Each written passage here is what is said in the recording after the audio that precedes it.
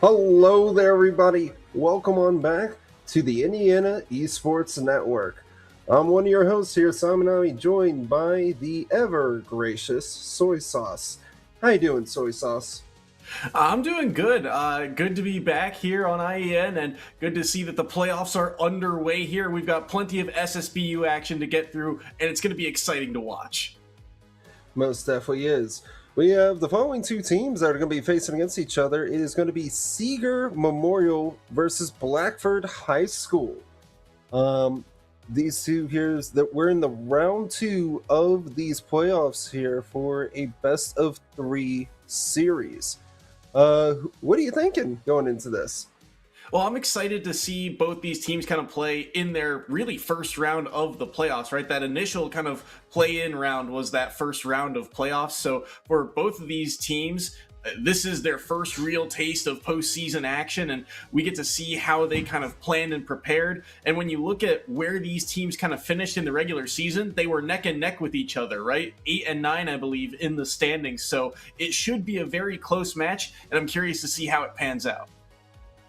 Yes, me and Soup are indeed ready to see this coming. But before we get things going here, we wish to give a quick shout out to Zotac here, because it's all thanks to Zotac Gaming for supporting the Scholastic Esports in Indiana. You can show your appreciation for Zotac Gaming by giving them a shout out on social media. Make sure to join their community on Discord, and don't forget to use the hashtag powered by Zotac or hashtag ZotacUSA when you post. Thank you so much, Zotac.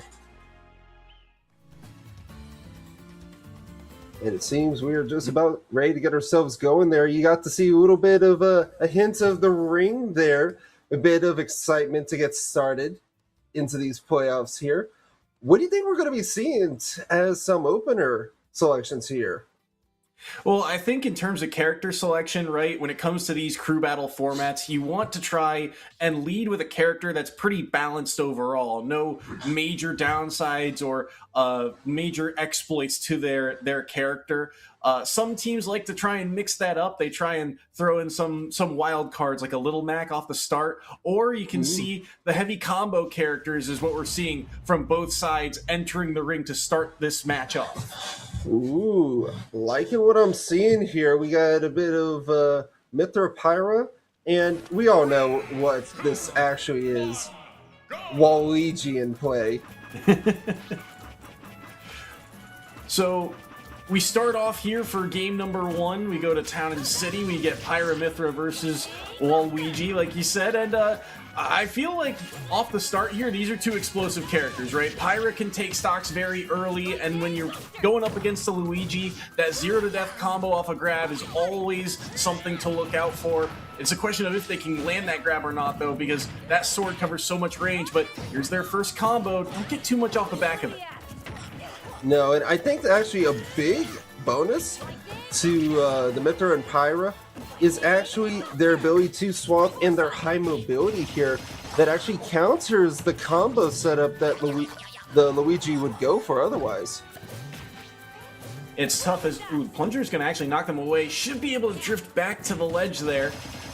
I always think that the opening stock too in these playoffs is vital for both teams, right? You want to be able to take that opening game and try and have that sort of counter pick advantage moving forward.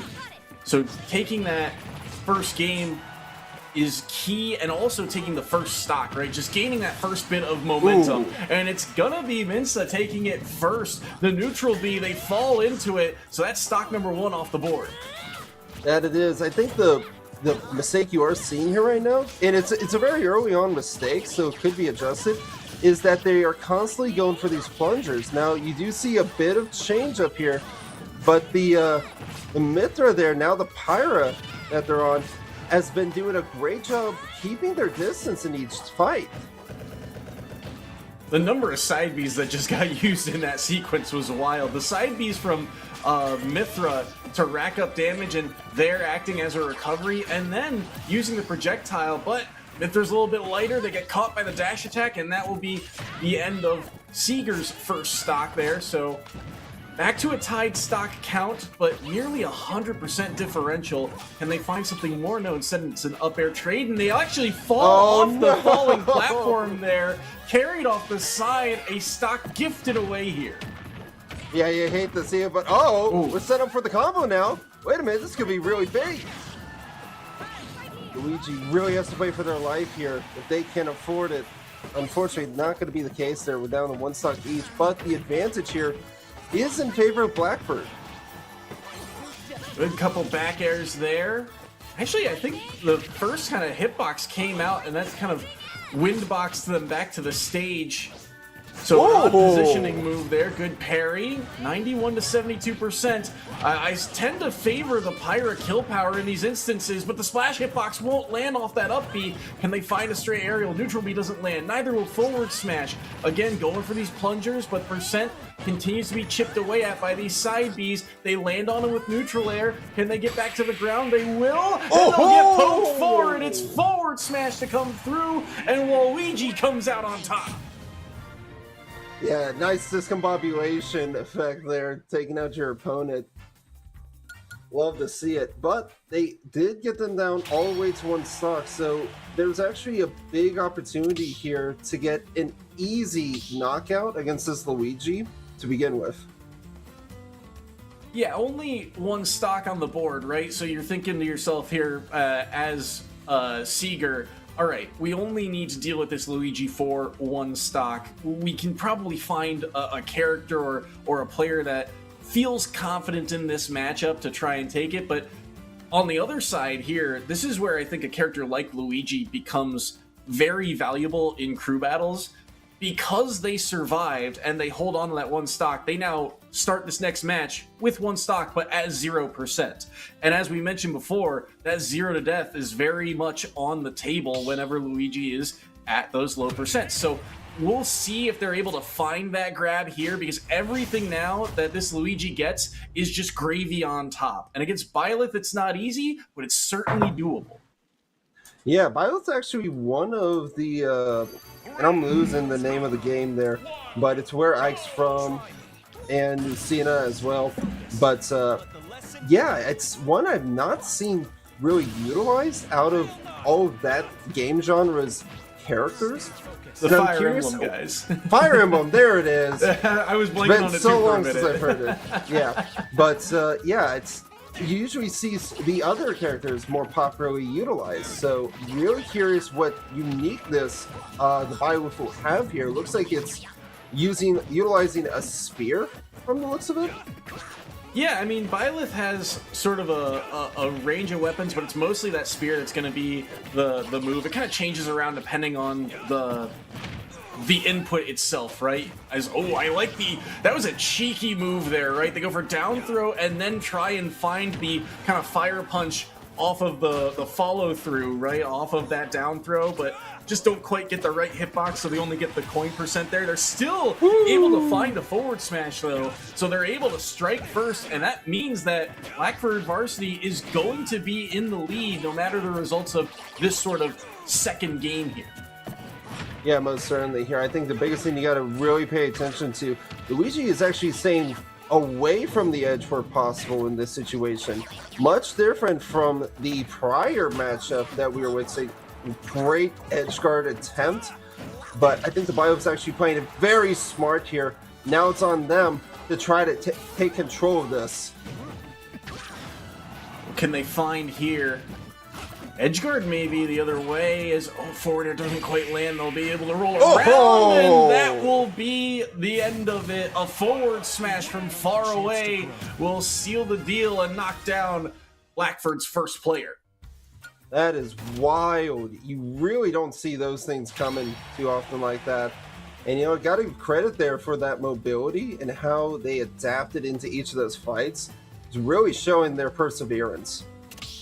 I think, you know, the thing I kind of want to circle back to, like you said, we don't see a ton of the Fire Emblem cast be used in these sorts of formats, and in particular Byleth, right? Byleth is sort of a tricky one where We've seen some professional players use it. We've seen some success with it at the collegiate level, but it's very sparse. It's very sort of regional. And so to see a Byleth here, right, it's sort of a unique matchup for Seeger for Blackford to try and deal with.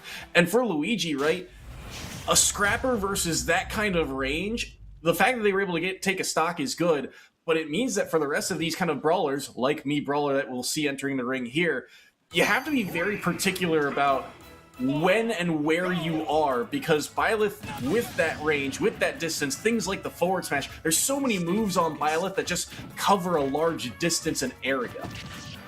Yeah, there is, and I mean, Mii Brawler is actually one I don't typically see utilized in competitive play here. Now, you did have that immediate stock loss there. That's actually going to be very brutal to have to deal with, because you're going to be putting yourself down 1 foot into the hole already. What do you think they do to recover from this here? Well, Mii Brawler kind of likes to juggle, and you do have to kind of be weary of the different move sets that the Mii fighters have, so we'll get to see some of those moves used. You can see I think it's shot put is the name of that neutral beam coming through there. So they've got a projectile, but typically Mii Brawler, right, they want to be scrappy. They want to be in your face. They find things like falling neutral air, maybe a down tilt, and potentially get some juggles off of the up air into maybe an up B, depending on which up B they have. You can see that side B, I believe, is the one there. That's down B, that's a kick flip. That's used to help with their recovery typically, but it also is helping with their positioning. Now, can they find a way in on this Byleth? Can they find an opening? There's neutral air, but reverse hitbox means it can't really follow up. No, it does not. I mean, when you're in a situation like this, again, I'm not too much of a fan of this Mii Brawler here, purely because you are going close combat to close combat. Out of the two players here, you really ask yourself, which one's going to have a better time? Now, they are making me eat my own words there, getting that stock off the Byleth, but to go back to my point, you're looking at sword versus fist here, reach versus power. And unless you're a heavy that can take a lot of hits or be able to dish out high mobility, you're going to be out of reach when it comes to mid body builds, which they both are. Yeah, and the thing that Mii Brawler has to do in this matchup to sort of even out that sort of disadvantage of not having the range is they have to use their speed to their advantage. And that's why I think you're seeing a lot of that side B, that sort of drop kick move, to kind of break the distance, because it's just out of reach typically of things like the forward smash or the side B that you see cover the range, and it's a little bit of charge up, so you get that kind of full burst through. The catch is, it's not really a combo move. It's more of a combo finisher. You don't really have a ton of knockback, and he's landing at these low percents, so it's sort of one and done. And Mii Brawler wants long strings of combos. They want to be able to string together some aerials, but it's just not the way that you can sort of play towards Byleth, and you can see that they're finding an advantage because of it. 69 to 115%. Down smash won't land. Side B will continue to chip away at it. They try and land an up B there to try and follow through. Oh. That flip kick could be dangerous though. Good recovery. Shields the shot put. Dash attack won't kill. Nope, and I think, they did not punish the edge there. That was their one chance for Byleth to be able to take him on out. But he still continues to gain those hits and will find the game. A bit surprising, honestly. I think the dash attack from center stage there is what ends up killing, and I'm shocked it does. We didn't see a kill spark like we normally do, which makes me think that in that instance, I think the Mii Brawler is DIing away there, trying to like roll away from the hit, but ends up getting caught. So right, DI is the influence you have after you get hit, right? And I think you can see that he's probably trying to roll away or dash away from that dash attack, and that's why it ends up killing so much earlier, because dash attack is strong, but I didn't know it was that strong. Oh, I mean, that is the funny thing about these fighting games, right?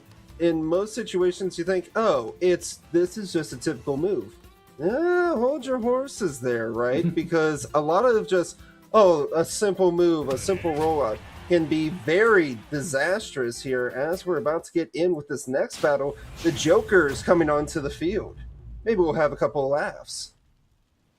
Well, we'll get to see a battle of DLC characters and two highly rated ones. I feel like I'm watching MK Leo versus MK Leo, right? These are his two characters going head to head, and well, we'll see how things pan out. The Joker is a character that, I mean, so strong, but it's sort of a odd managed character. You have to manage your meter because you want to build it up, but typically that means you're getting hit a lot, so you have to use your counter to try and build it up. But against Byleth, that's really dangerous because of how punishing Byleth can be with these strong hits that they pull out. So this is an oddly paced matchup that we'll see kind of pan out here as IHSEN enters the field.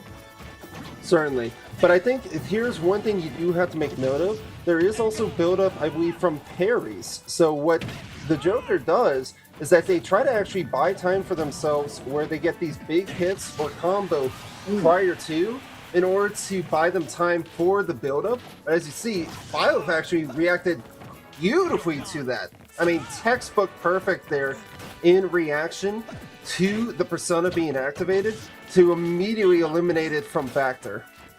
I mean, you get the sweet spot of that forward smash, and it can kill very early. That's a good Rebels guard, though, so there's the meter coming back online. IHSEN now here, which means that Joker's got a ton of kill power in their kit. Can they find that strong hitbox to close out player number 2 here from Seeger? Can they find that stock? They get the side B instead. He's up to 137, gets arrowed for it, and IHSEN's almost gone, which means that killing this Byleth is going to be a lot harder to do. Now he's gone, forward tilt away, and Byleth makes it back to stage.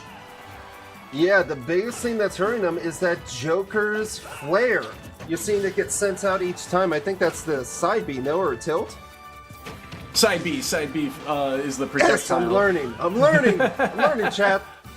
But the, oh no, he's too far away. Oh, that one stings. That one really stings. Byleth's up B can reach it is one of the better vertical recoveries, but it's a grapple, so you still have to be close enough to the ledge for it to be able to actually snap to it, and there he's just too far away for it to kind of register that snap box. You know, can't quite get close enough to the ledge, and so the stock goes forfeit there, but still it's Seeger holding this one stock advantage midway through the match.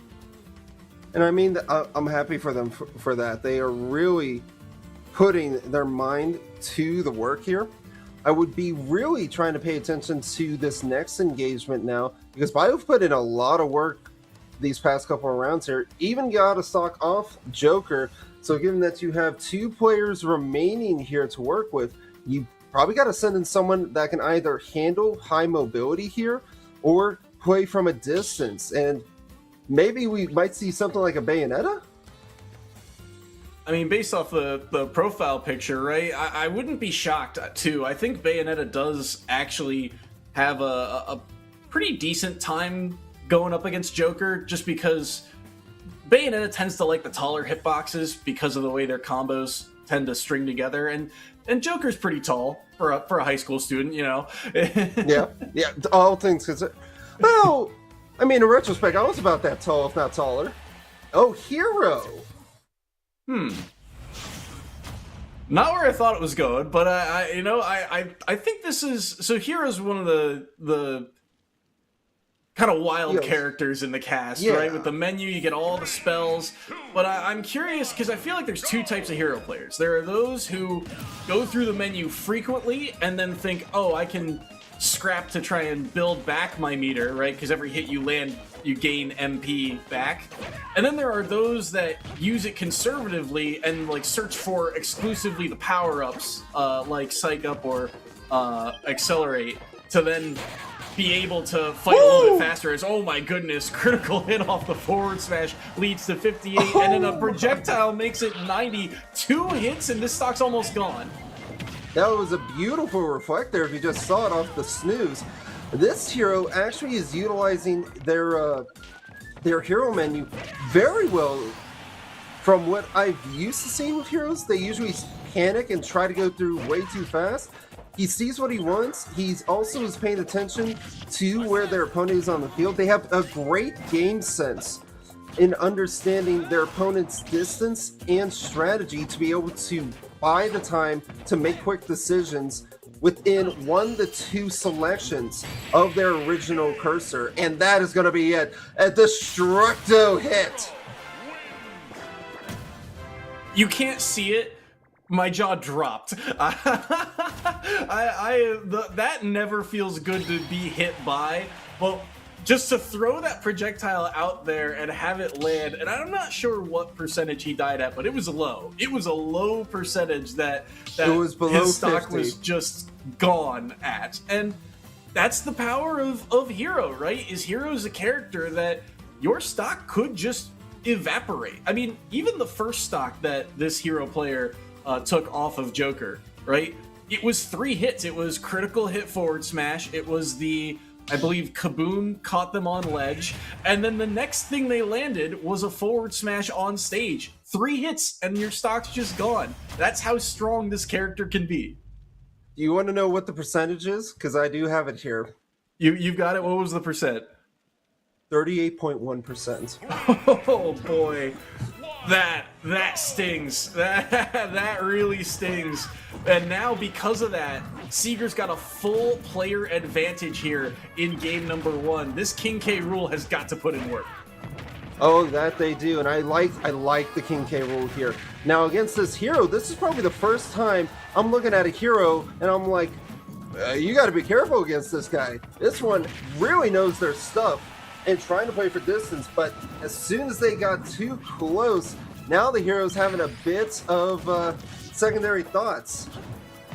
I like the King K. Rool pick here too, and I think part of it is, on one hand, the heavyweights I feel like are just typically built to survive and take a stock here or there to close things out. So if anyone can kind of pull things back, I think a heavyweight and that long kind of survivability on these stocks will certainly help. But K. Rool is shockingly fast, and against a character like Hero, I think you actually have kind of a speed advantage. I think you can burst through faster. Your projectiles are a little bit stronger. They can fight through the projectiles that Hero throws out. And now you can see with that MP gone, it's really hard for them to manage. As that forward smash, though, the turnaround might be able to help steal away this first stock. And remember, everything they get here means so much more with it being the last player on Blackford. That it does. Ooh, nice finisher there. That is 2 stocks down with 1 to go right now. And I like seeing the heal go out there. Hey, you recovered 10%. King K. Rool. Doesn't matter.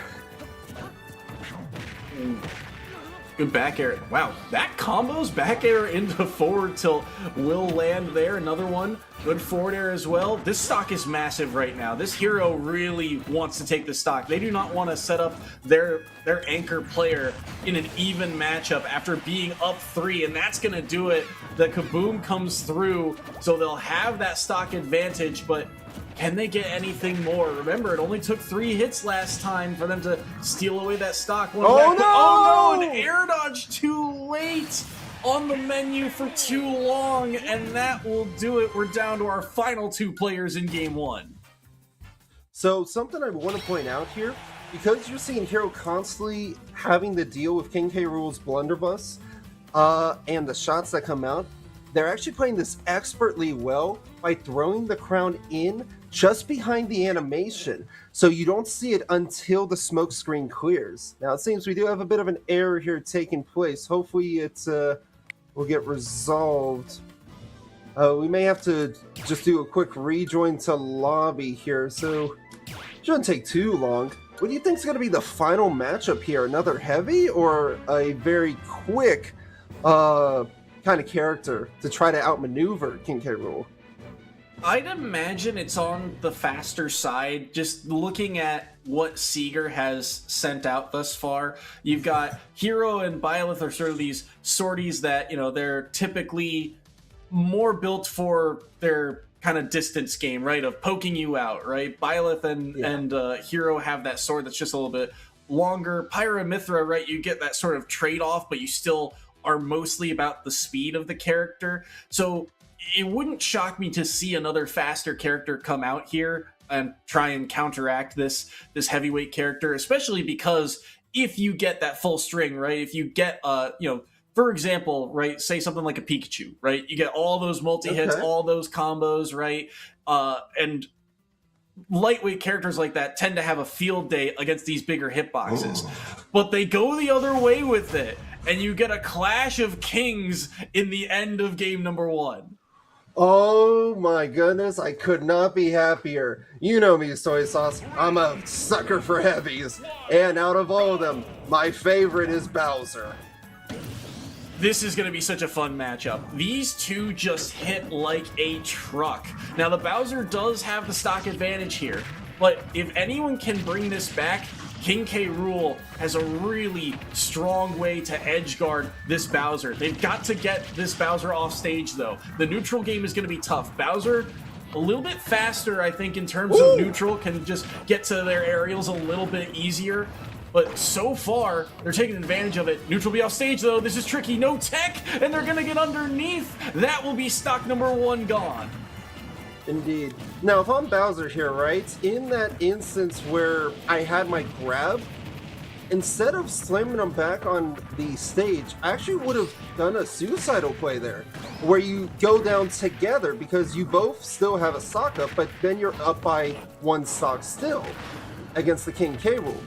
Now, this edge here, very difficult to have to deal with because King K. Rool has such a better time recovering than Bowser does. And that's one of the few things too about that Bowser side B is, that up tilt catches. That's a deceivingly strong move. That one can kill very early, so well recognized to take that stock. Seeger trying to close things out here. But about that side B off stage, I think the one fear and maybe why they didn't pull the trigger on it is because of King K. Rool's ability to recover vertically. That almost could have been the stock. They get the ground off the down tilt, but the up smash will do the trick, and we're down to the last stocks in game 1. You know, I gotta think to myself, is the village ready to have Bowser come down and greet them? Tense match here. Up tilt only finds shield. You can tell that Bowser right now is trying to play cautious. They're trying to weave around these big hitboxes, and now they're trying to approach vertically, but with these platforms in the way, it's a little bit linear and easier for this K. Rool to read, and they've evened up the percentages. Yup, but this big hit here could set them up. They actually avoid getting grabbed. This is King K. Rool's entire strategy is to either grab them to hit them off the bottom of the stage or to be able to spam them out on the edge. Great counter there. Needs to get the follow through. Going for the body slam. I can't believe that didn't kill. Side B along the ledge there seemed perfect, and somehow they survived. But back air will do the trick, and the Bowser brings it back. Seeger will take game number 1. Wow.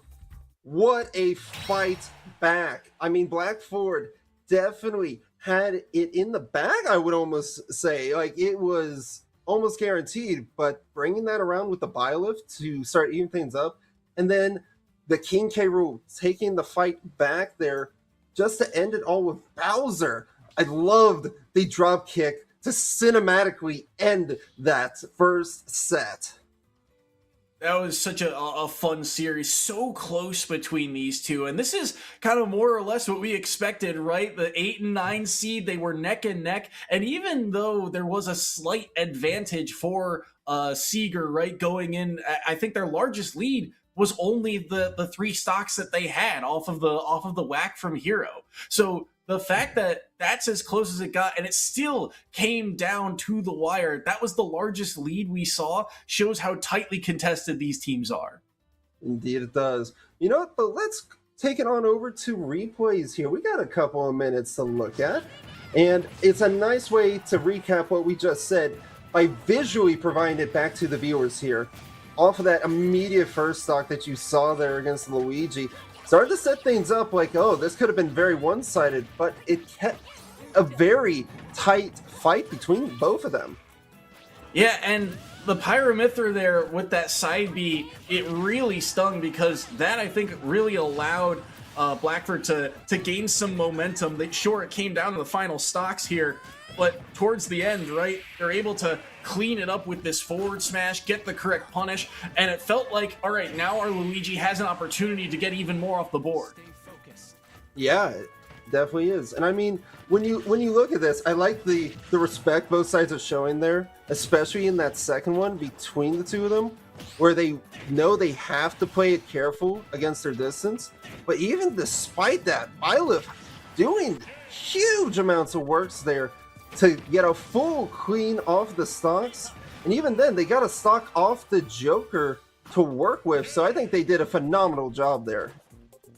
Yeah, the characters in the middle, right, for Seeger, I think really told the story of this matchup. The hero giving them that 3-stock advantage with the whack, the Byleth being able to sort of mitigate the damage dealt in the first round. That's what really allowed the 8 seed to bring it back here in this matchup. But the King K. Rool towards the end, I mean, you could see how strong of a player they were. They did a fantastic job bringing it back in close. That they did, and I think that is why we have such an amazing match here on our hands, because the strategies that these players are employing as the series continues is just an ever-evolving one, and that is what you need when you go into playoffs. It is essentially single elimination. There is no, oh, I wish I could, I should have, or I know if I did this. It is in the here and now.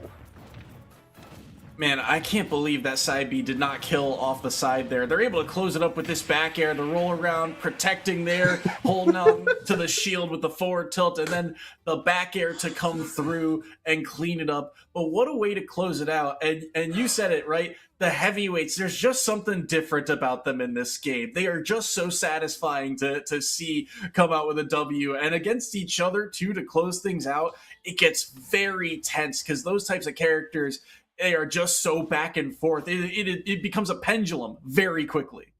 That it does, but it looks like we have our same starters coming on in here between the Mitra Pyra and Luigi, but different stage to start this time. No moving platforms that will be able to save either side, and it's going to be starting off with some big hits coming in here for favor of Luigi, and a stock off the board already.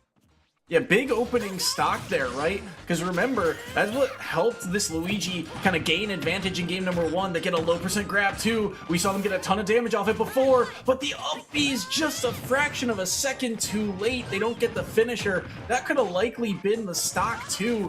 Still, a lot of damage dealt in the process, and still maintaining that full stock lead and about 50% advantage really gives Blackford Varsity the edge here in game number 2 to start. Yeah, most definitely does. As you're going to be seeing there, 2 stocks off the board. We were not seeing this prior on the Village. And you know what? I think that purely is because of the stage we're on. The difference in how the platforms were moving and the length of the stage is how this Luigi is able to set up so much better here and now than they were prior. Yeah, the stage change, I think, does make a difference. And typically, I feel like Pyra Mythra loves this stage because of being able to switch to Pyra earlier and being able to land some heavier hits and cover more distance. But I feel like the Luigi is the one kind of gaining the advantage off of it, but that hitbox will connect.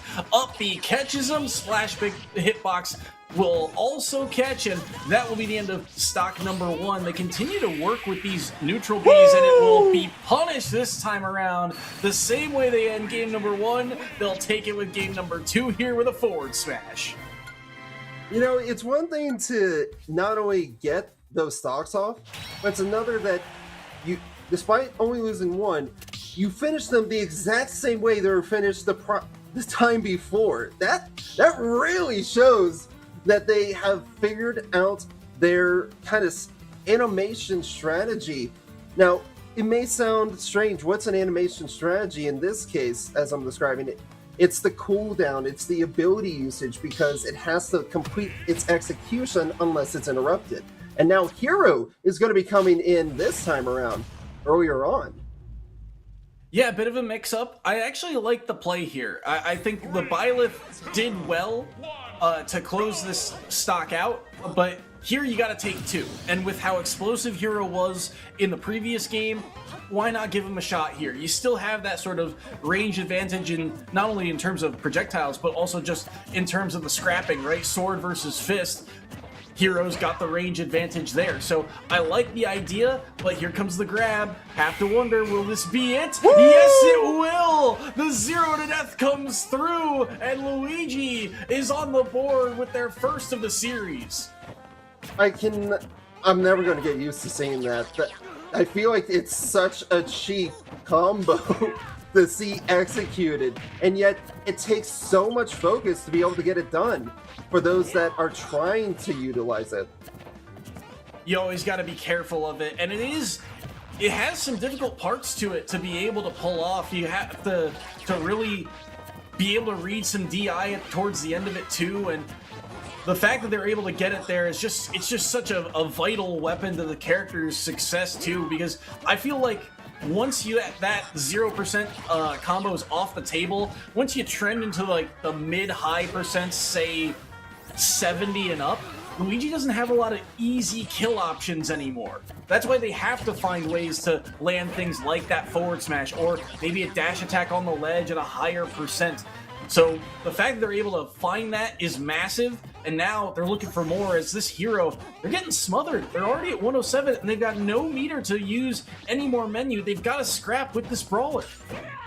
Yeah, so that is something I was definitely taking note of here during this edge fighting that we were watching earlier, is that it takes a bit of that meter to recover with the extra boost to get the height.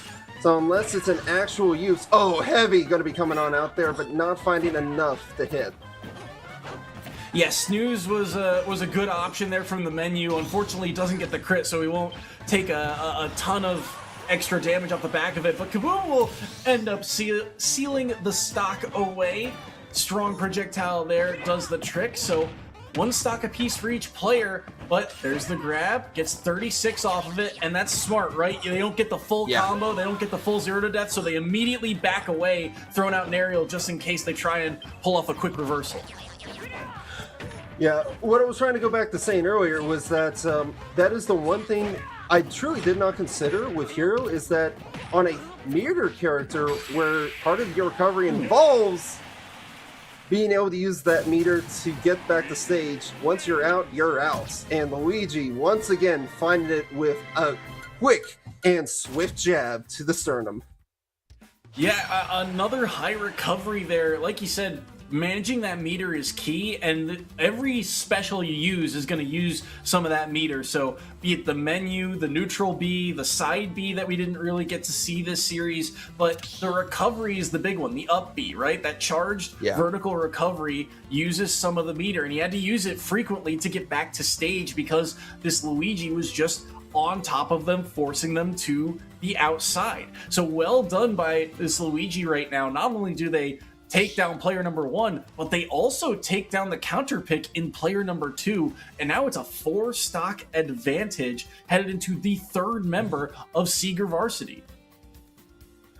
And I mean, this is where you're really going to be seeing some shine take place here. Unless they can figure out an answer to this Luigi, they're going to be in a really bad spot here going forward. So they opt to send in the Bowser, and I was thinking about this one in the back of my mind because, like I said earlier, like the heavyweights in this game, for as much as they might struggle against these combo-heavy characters, they feel like they are built for moments like this. We need 1 stock. We just need to get this Luigi off the board. That is something Bowser absolutely has the capability of doing that. On the other hand, though, you have to weigh that risk of if Luigi gets that 0 to death combo, if they get that grab, because this is a big hitbox. The combo's much easier to land, and here it is. Look at a ton of damage off of just 1 interaction, 74 after all those hits. Yeah, this is a big situation to find yourself in if you're Luigi setting up against Bowser, and I think they are going to have a big opportunity to just take an early stock off here. Back air doesn't land from Bowser, too. trying to find a way to get back to stage. Plunger resets the situation, still able to snap to the ledge. He needs one good hit here to get himself back into sort of neutral control. He's able to parry. There's the up B, racking on that percentage. With all the rage too, Bowser can kill earlier, but he cannot afford another hit. There's a good forward tilt to knock this Luigi off stage. The neutral B will help clip away, but snaps back to ledge. Dangerous spot. I actually like the up air out of shield, but both players dangerously in the red here. Yeah, they are. I mean, you're really paying attention. Can they get the stock off? If they do, they'll have 3 going into the next fight, and there it is! Of all the options, down air was not on my bingo card. That one was... Really? So, well, here's why, right? They're recovering from up high. So you have to get above Luigi, and I'm thinking the second that he goes above there, Tornado's coming out. That Luigi's gonna spin, that Cyclone's coming out, and there goes the Bowser stock. He's at 170, right? One good aerial should probably do the trick. But instead he goes above there, where the platform is, and he says, I'm good enough to angle myself back down onto the stage and ensure this stock gets done. So well done to clean up that stock. And by the way, credit where credit's due, surviving in the red for that long and being off stage for so long. The plunger kept resetting them time and time again. They just had to keep getting back to the ledge. They had to find a way out of that corner without forfeiting a stock, and they find a way. So still a full player down, but they've given themselves a better chance here in game number 2. That they do. Now, we do see Mii Brawler is going to be put into play here. I feel like you're just kind of throwing in a different Luigi here. Not going to be the same moveset, of course, but body type is the exact same in shape and size. And this is where I think Bowser, having just fought Luigi, I think can really adapt well, but must be careful about those shot puts. Yeah, that projectile is going to be hard for Bowser to deal with, right? No easy way to sort of just reflect it or anything. You just have to be able to shield it or parry it and move away. And that's certainly something that that this Mii Brawler is going to be privy to, as the side B comes through instead, racking on a good amount of percentage. Dash attack doesn't come through. Side B, traded for up B, and it's just pressure and pressure on shield there, but no one biting, no one willing to give up an inch in this match. No, definitely not. And that's the real neat thing about these two characters on screen, is that while they have capabilities for edge guarding, they actually really specialize on the center field control here to then set up for big hits that finish the execution off the top of the stage or off of side stage with max damage input.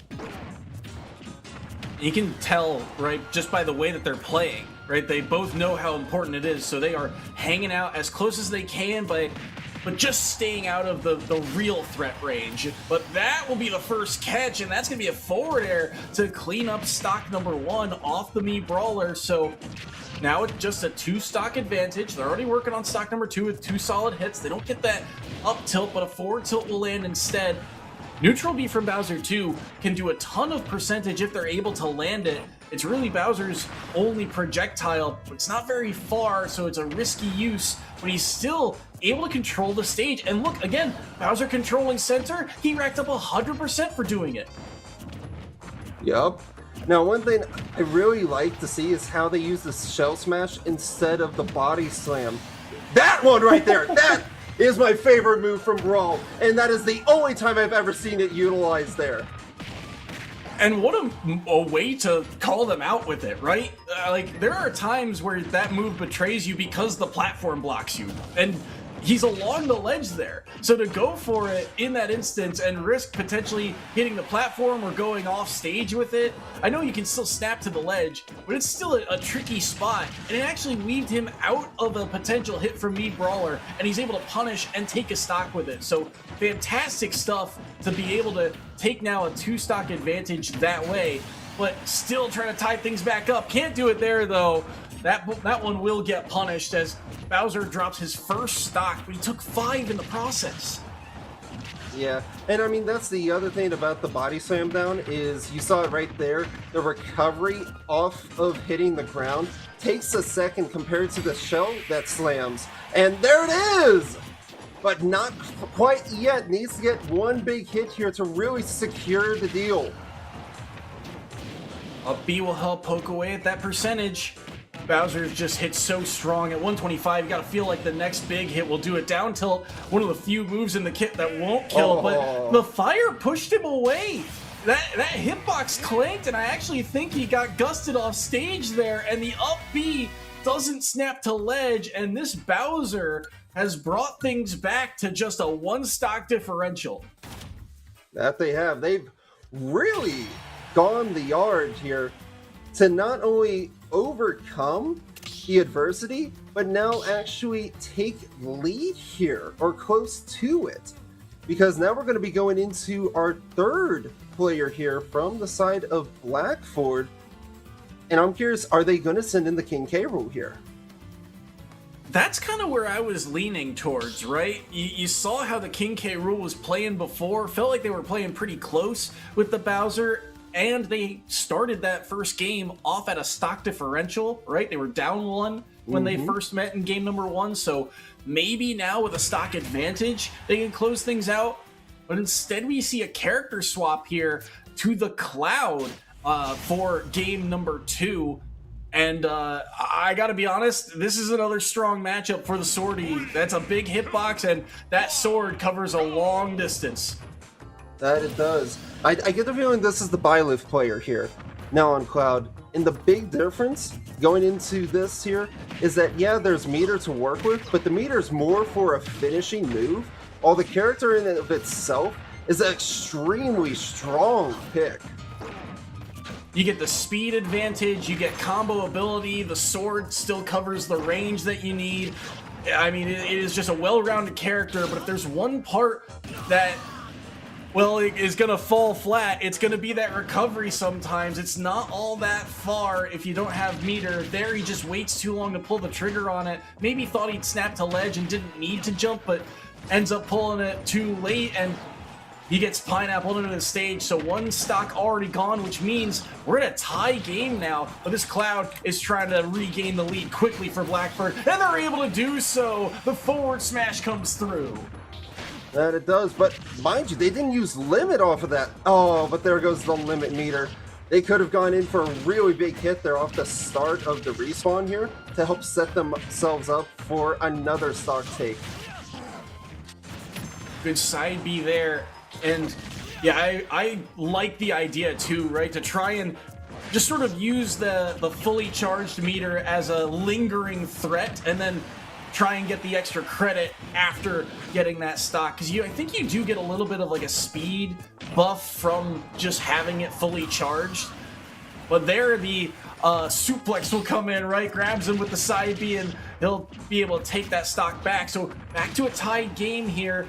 And this is not out of the woods yet. Bowser can absolutely bring this back. One good off-stage interaction like we saw before can absolutely end this stock. That Cloud recovery, very susceptible, especially to something like Bowser's neutral B. That Flame Breath can come through. So can he find that instance? He's got him off stage. He goes for it, but the down air clips him. And it does. Has to be very careful about this limit break here. One hit and it's over. But manages to survive the encounter there. So Cloud needs to either build up this meter quick or keep a distance long enough to combo it up. Oh, this could be it. And the side B does it. He gets into the far platform with the mix-up. The grab comes through, and the Bowser has now, I misspoke earlier about the 5 stocks. Now he's taken 5 off the board. This Bowser's on a tear. That they are. I mean, if we're talking value, that's value right there. That is a big team player taking effect there, and they really have to figure out what do they have to do to shut this guy down. This is one where I would be asking you, do you take a sacrificial hit? No, you're trying to, especially in this one, be able to out-brawl them. To be able to take full control of either the stage or the utility that your character provides into the environment to cause chaos in that random factor, that wild card, if you will. We'll see how this one goes. I I think you had to go with the K Rool, right? If you're Blackford varsity, you're looking at the potential end of your tournament if you don't find a way to take down this Bowser and the next player of Seeger. So the K Rool that looked so strong, that was your anchor in the end of game number 1, you have to send them in here and hope they can get the job done without spilling too much blood the other way. So can they take this stock here cleanly without dropping one? That's the big key. They've got the Bowser off stage. They've got a massive percent lead as well, but this Bowser has been on the grind right now. They have been so good defensively. That is an early up B. That should get punished, but they fast fall through it. They get out of that situation. They do. And right now, Bowser's in a really bad spot, having taken so much damage. However, I think biggest thing here is if they take a stock off the K Rool, they're going to set up the next player here for a big opening. We wanted to try and ground him there with the down tilt. Doesn't come through. Up air, won't take the stock. He tries to go for another one. Forward air will land. 168 on the Bowser, and the cannonball lingering catches the Bowser out of the sky, and we're back to a tied game. That we are 3-3 going to be going on into this here. However, I dare say the K Rool is going to be locked in for their selection. So this is where you really are looking at how Seeger is going to adapt here, given that they don't have that Bowser to match him unless someone's there in the back pocket that has a secret heavy they can work with. Yeah, I mean, we saw the changeup from Blackford to throw out the Cloud instead of the Joker that we saw from game number 1. So maybe Seeger's got a changeup, but the Byleth is going to get locked in. That's the player that we saw in the previous series in game number 1. But the Byleth didn't really get the chance to go up against K Rool, I believe. So we'll have to see how this one paces out. I think it's pretty even between these two typically. So we'll have to see. This is, again, for game number 2, Seeger's trying to advance to the quarterfinals and Blackford trying to keep their playoff series alive. That they are. Now, the playstyle has completely changed here now, in which you're seeing them kind of utilize the strategies that we'll typically see a K Rool do. Get them off the edge and constantly play for the edge guard here. But this K Rool especially likes to go for the crowd control ability on the blunderbuss more than others that I've seen. Lots of use of that neutral B. Is that going to take the stock? No, not quite yet. It's a good, clean setup. Cannonball will not land either. He'll have to dip down low. Snaps back to the ledge. Wow. Just barely able to escape that corner. So many threatening hitboxes. And eventually, that one will come through. I think it was Crown into Cannonball there that actually cleans up the stock. So one stock down off of the Byleth. He tries to go early with the down air there to try and spike him, but won't be able to answer back yet. It's K Rool at 77. Byleth's got kill power, but against a heavyweight like K Rool, it's probably not going to come through this early. They've got to win maybe 2 more interactions, really, to get them into that red where they can maybe land a sweet spot, and it's just so difficult right now. They are being bombarded with projectiles. This blunderbuss is putting in work. That it really is. I mean, it feels like he's just getting bullied here off of projectiles alone. And that is what makes things difficult when you play characters that are, say, primarily sword and close combat users compared to projectiles. He's charging out for a long time. It's not going to be able to land. I like the idea of the call out, though. Maybe you catch the jump there. But the other trick here, right, is that, oh, is that forwarder going to kill him? No, not quite yet. Gets around the cannonball. Can he up B? Yep. Still can snap back to the ledge. Gets around that blunderbuss, and he's still able to make it back to the ledge here. Hold steady. There's a forward tilt. Maybe he can change the situation around now. Snapping to the ledge. Won't be able to poke it, and side B doesn't land. Dodges the crown only for the first hit, but the neutral air comes through. Down air doesn't ground him, but he's up to 170, and you gotta feel like this stock is working on borrowed time going up against a heavy like K Rool. That it is. I mean, you see, the K Rool plays it very smart got a little bit quick there that time around, but now we're starting off of them with 2 and 2 in terms of stock. But 0 to 170, big difference in the fight. Big down smash to come through and seal that stock away as well. And look at this, again, these are all projectile combos. The crown getting multiple hits, the cannonball following through, the inhale off of the blunderbuss doing so much work. And already off of maybe 2 interactions, this Byleth is up to 72% on their last stock.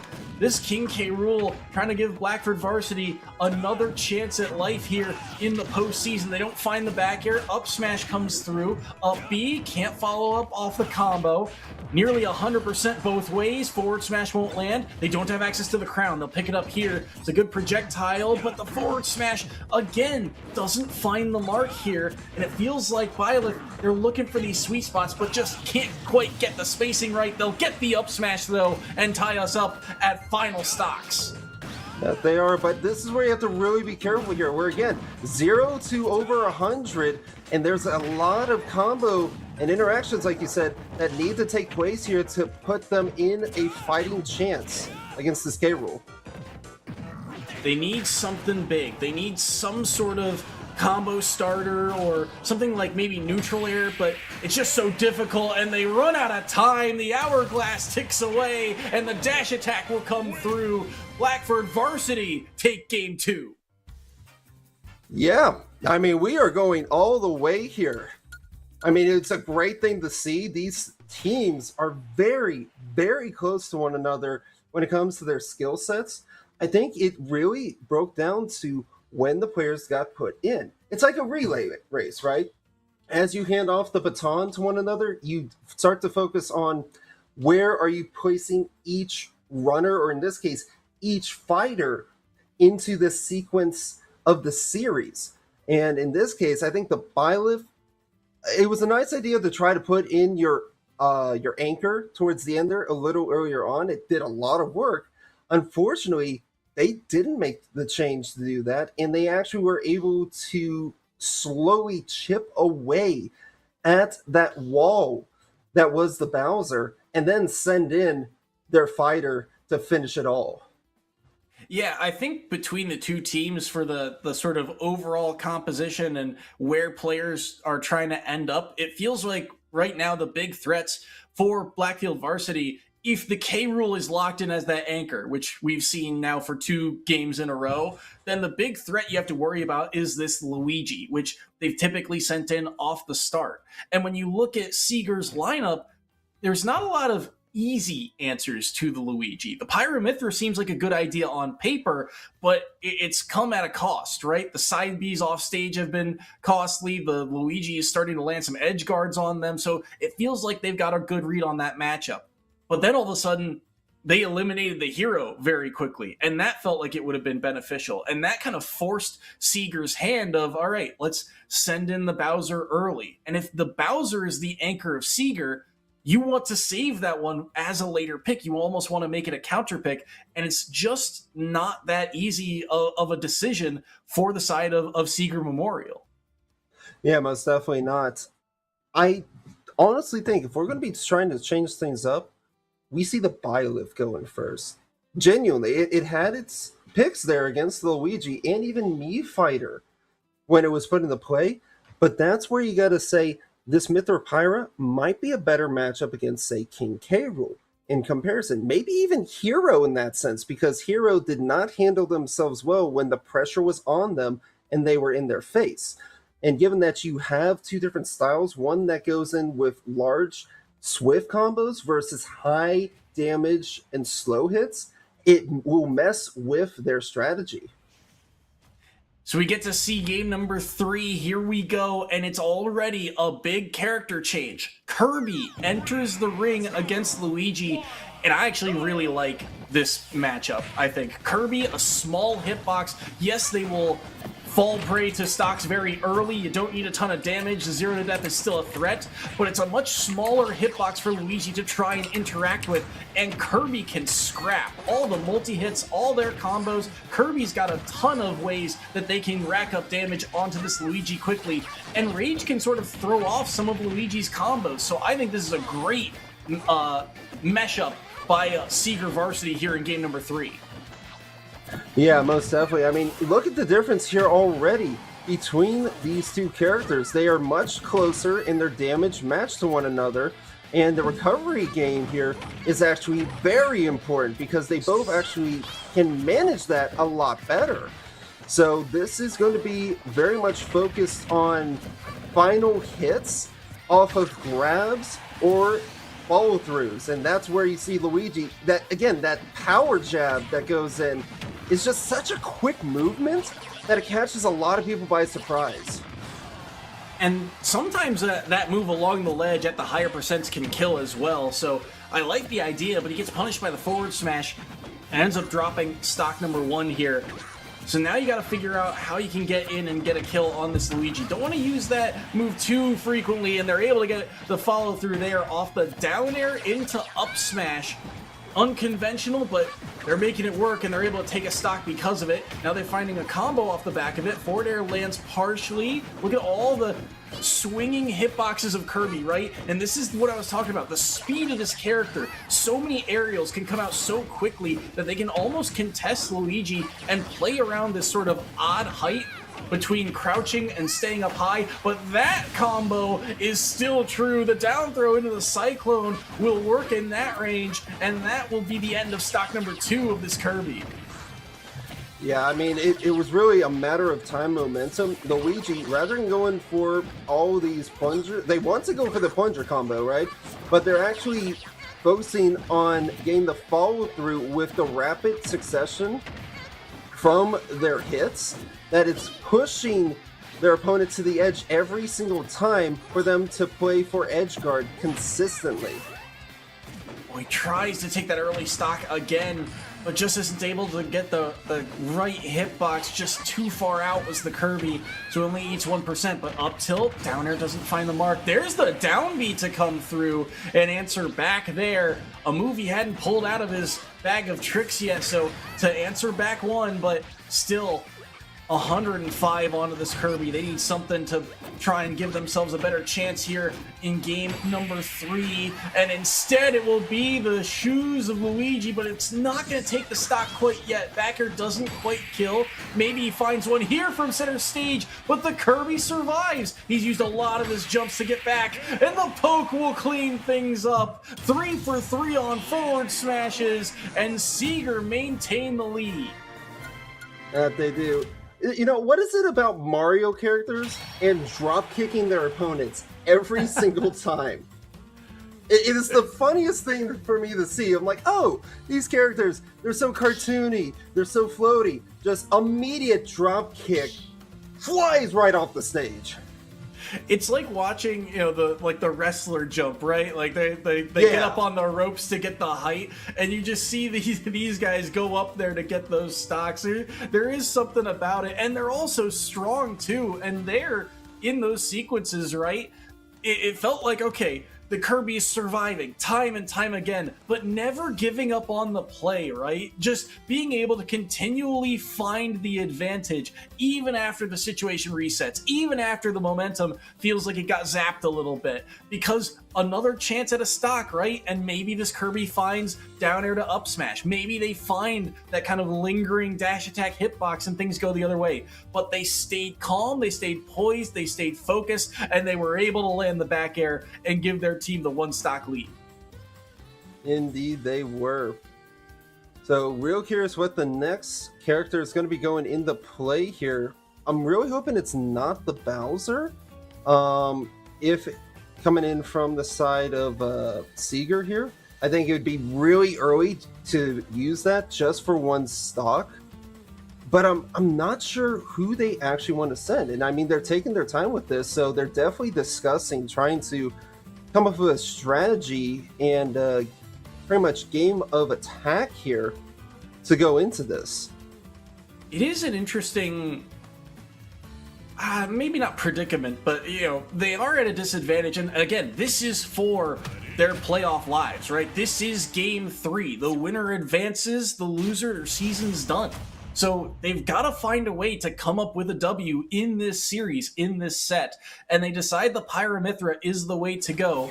Now, they've lost both games, but they've been able to take stocks when going up against this Luigi. And the fact that you only need to take one, you know, makes me think that, okay, there's a chance here, right? Especially if they can get some early percentages, maybe make use of that side B, right? That's kind of been their bread and butter, is finding the dash of finding the dash of Mithra, finding the projectile of Pyra to really rack on that percentage. But this Pyra has to put in work. They have to find a way to take the stock without forfeiting one of their own to give themselves the best chance possible at the rest of this Seeger roster. Indeed. And I think that I actually do like this idea here. Now, given we are on a bit of a longer stage again, so I think that's exactly what they want, because their characters cover so much distance on the field. So they're trying to see how they can utilize that space between them and the Luigi here in order to make sure they keep the pressure on. Like, you're seeing it right there. Luigi wants to get closer to dodge, but the sword is right there just after the recovery, and it pretty much sticks around long enough for it to follow through. Oh, there it is. The tornado spin will find that first stock.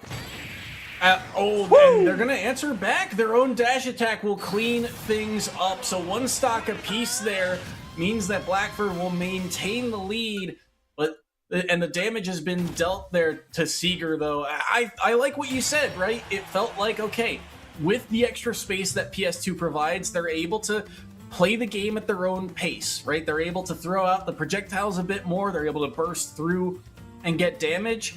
But I also gotta give credit to this Luigi player for how they play defense. Yes, they were getting clipped time and time again.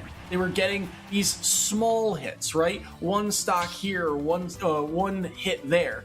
But it was never a killing blow until that very last dash attack. And they had to wait for their moment to go in and recognize, hey, they overextended, right? They charged up the neutral B. They went for a forward smash. Now's my time to go in. Now's my time to land that grab. And they recognize, hey, I had a little bit of a percentage window here to go for something like down throw Cyclone. They pull the trigger on it, takes the stock, maintains the lead for their team. That they do, and I think now that they've actually beaten their pretty much their worst enemies, their demons within here, being that Luigi, now that they're against Mii Fighter, again, I consider Mii Fighter here very similar in build and kind of play style, but doesn't quite have that heavy combination that the Luigi had. And I think this is a morale boost for them, because they finally got over that wall that was stopping them from seeing any further gameplay in the series so far. It did so much damage right in the previous matchup that they had to find a way to deal with it and not take too much damage in the process. A stock hurts, but it's not insurmountable, especially in this type of matchup where the neutral Bs are really starting to land here from Mithra. Now with Pyra, they'll start to kill if they're able to land something strong here. Can they find that opportunity? Forward smash only finds the shield, though. Just barely caught by the tip of that dash attack, and won't be able to get too much of a follow-up. Up smash will land, hold shield, punished again. I feel like this Pyra Mithra, for all the damage they're able to find as Mithra, they're a little bit too eager on some of these kill moves with Pyra, and they're getting punished for it, and that's how they've eaten about 50% of this stock. Yeah, that makes sense. I mean, you were seeing it there when they did the swap on over, utilizing the distance character there. They really love to go for these very typical kind of attack patterns with the constant speed swings and then going in with the circle sword. It's the same move every single time, and it becomes very easy to predict and begin to adapt to. So they need to change up that kind of play style when they go for their setups. They are able to take a stock with it eventually. That move will kill, and the side B does the trick. So one stock down, tied stock game, but 100% disadvantage now. Able to dash around it thanks to that dodge. actually gets caught by the neutral B there. Rarely see it catch from above, but able to rack on some damage. It just feels like you're starting to see some nerves come through, right? Like you said, the pattern is there, but they're falling for it. They're trying to punish, and there they will eventually get that punish. It's the up smash on the platform to come through and keep them in the lead here. They find another rapid jab to help get some extra percentage onto stock number 3. What can this Mii Brawler do to close things out? I mean, for the Mii Brawler here, I think really you're doing a great job. Here's a great follow-up. Need to be able to hit it off the shot, but I think they're going for the up hit here. They're trying to set it on up each time. Oh, they're in trouble now. If you have the Pyramithra here combo properly off of just one mistake, that's going to be another stock off. Up to 126, neutral B doesn't land. Rolling away, and this is a lot of movement. There's no real dashes from this Pyramithra. They're playing a very poised and static game, but they are able to snipe this Mii Brawler down. The side B, again, taking the second stock here. 78%, again, not insurmountable, especially the way that this Mithra has been able to rack on the damage. They switched to Pyra early here, so this could be a tricky situation, but again, the side B comes through. A ton of damage, another side B, but this time off a change. Mithra now back, they dash back in. A roll away saves their stock. That was surely forfeit if they get that forward smash. At 105 though, they gotta be careful. The next strong hit from Mii Brawler, if that forward smash lands, it is very likely the game. Most definitely, but the slam there actually gives them an opportunity to recover. It really is down to who's gonna make the first mistake here. Oh, and it's gonna be the Pyramithra. The up B, the vertical recovery has to come back down, and they are poised and ready. Hold the shield, hold the line defensively, and punish with the up smash. And again, Blackford Varsity, they hold the one stock lead as this game 3 continues on. We're down to 2 members left of Seeger Varsity. That we are. I get the feeling we might see the hero here. You think that we're going to get that, or is it going to be coming in for the anchor? I think I'm leaning with you on this one. I feel like this is where you probably send in the hero. Part of me says throw in the Byleth here if you trust them. You know, I know that the last game didn't go their way, but Byleth does have, I think, some good options and still kind of covers the range. They've played up against this Mii Brawler before, so they know how that match kind of paces out. And I think they got the better of them when they first played. But I think it's pretty clearly here to me, the Byleth or the hero are the options. It's just a matter of which one do you trust, because I think we are both on the same page here. That Bowser's got to be player number 4 if one of the sorties is going in.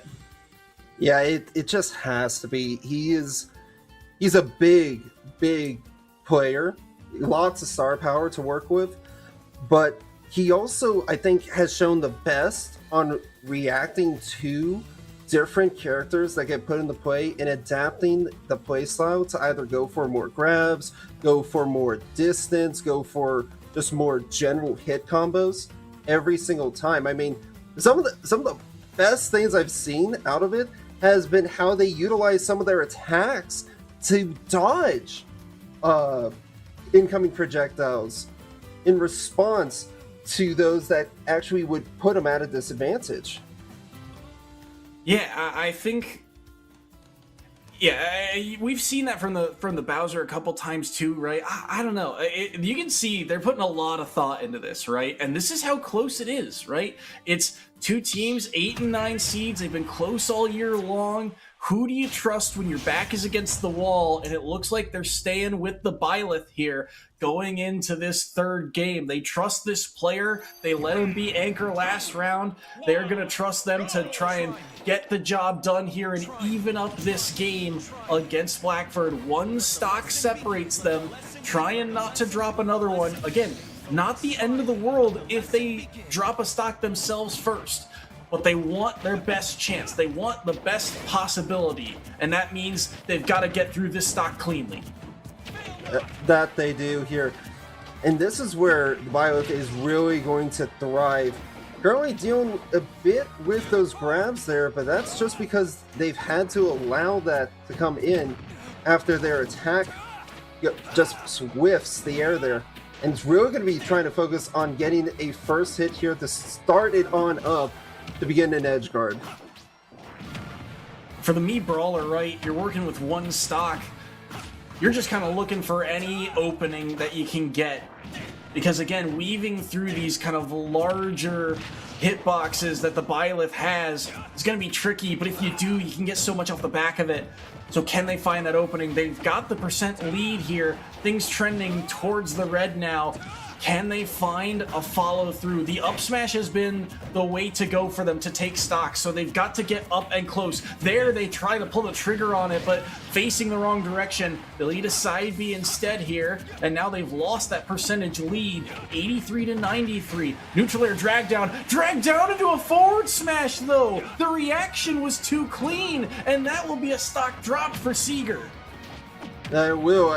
The Byleth just needs to get one big hit here to set it up just like the Pyramithra did in the setup earlier. But really having some trouble here dealing with this kind of back and forth as they dance around one another. Doing a good job of being slippery, elusive. That's what Mii Brawler is right now, and they have to be. If they get anything more, it would mean so much for their chances at surviving this round. But the forward smash, don't need the tipper hitbox, just need it to land, and they are able to take that stock off the board. 6-5 the stock count. The Byleth locked in for another 2 stocks, but now Blackford get the chance to counterpick the other direction. That they do. Ooh. So for the side of Blackford here, I'm looking at them, I'm thinking to myself, out of your 2 selections here, I think King K. Rool can do a lot of damage on their own. But that other wild card there that you had with like the Cloud, the Joker, definitely could have its place as well. They've done phenomenal, but they're going to rock the Cloud here in again. And I think the Joker actually would have been a better selection into this. I agree. This is a very dangerous matchup. You do have the speed advantage as Cloud, but you lose out on range, and there's so many moves from Byleth that can snuff your recovery if you're not careful. Things like the down tilt into a side B can knock you off stage. If you don't have limit, you better not be off stage. That's how I feel like Cloud has to play this matchup. And now, Byleth trying to take full advantage of it, right? They immediately go for a grab into forward air. They land the sweet spot of back air. Side B. That's the move that is so dangerous along the ledge. Even though it knocks you upward, the amount of space that it covers makes it so difficult for Cloud to be able to go anywhere but low on that recovery. They almost got their limit online. Now they have it. Can they find that strong hit? They've got a percentage lead here. They're trying to pull the trigger on it, and they will! The side B doesn't come through, and their own cross slash will take the stock. That was a huge one to sneak through the hitbox that Byleth threw out. Indeed it was. One thing I do think, when you see they're trying to go for it right off the limit hit, if you miss your limit hit, I feel like it should go away. It should be done. Kind of like how Little Mac, if they miss their KO punch, they don't get to try for it again until they hit it.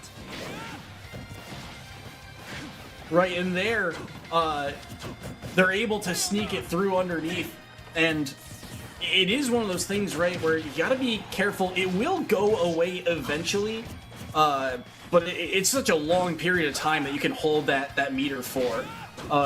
In comparison, right, like Joker's meter, I feel like ticks down very quickly. That one's partially because of damage that you can do to the character, but still something to note as this game goes on, as Cloud once again starts to build up that limit.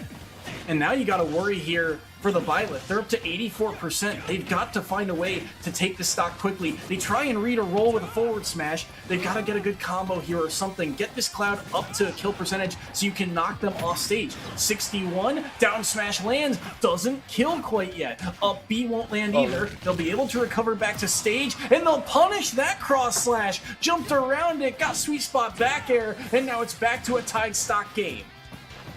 There you go, but big damage is still against the Byleth here. It needs to play very careful. They're already up against the edge here on either side, and those big swings are going to leave him open for the cross slash.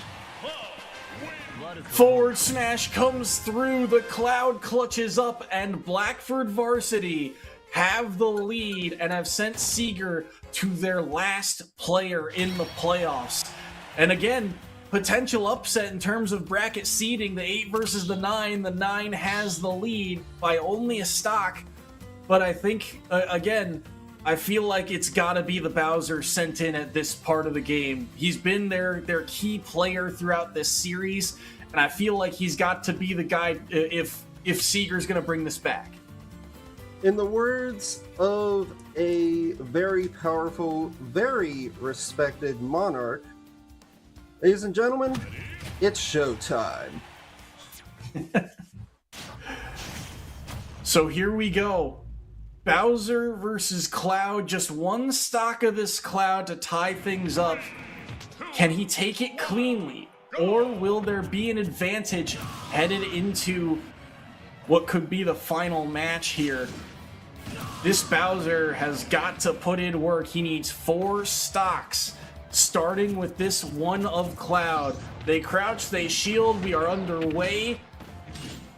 And right now, I mean, I favor the Cloud in this matchup. Just the pace of play, the speed, the way that the sword can kind of outrange a lot of the hitboxes Bowser has. But if anyone can survive and make these comebacks, I said it before, it's these heavyweights, and Bowser's trying to make it work here.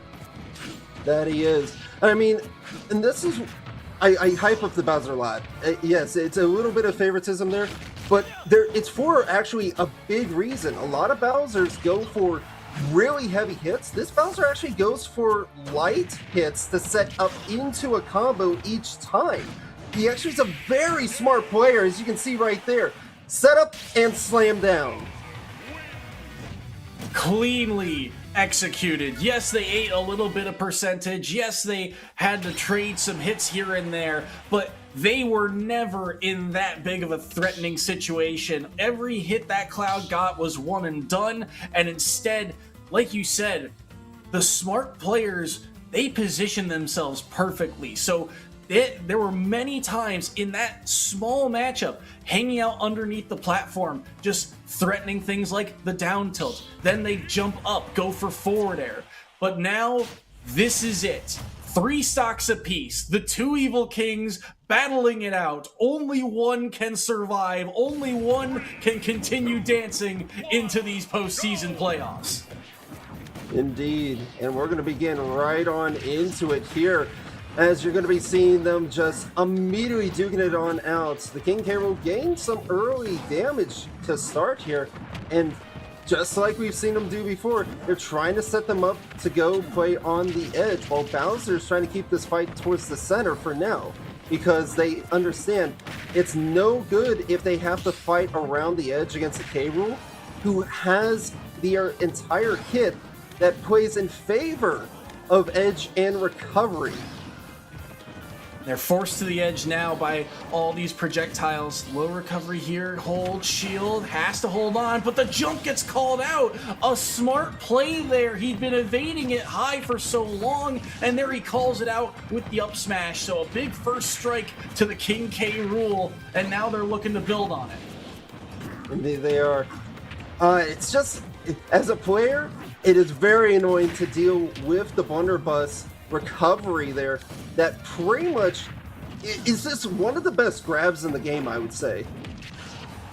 It just lingers for so long and can catch you at odd angles too. We've seen it kind of inhale from sort of inside when players try and roll around it. It's such a strong move, and it can set up into things like the cannonball. That's another catch. Won't be able to punish it though, or at least not cleanly. Gets a neutral air off the back of it, and there, right? Feels like he's behind him, still is able to catch, so making full use of the range advantage that K. Rool has. And this is the same struggle that the Byleth had in that previous matchup.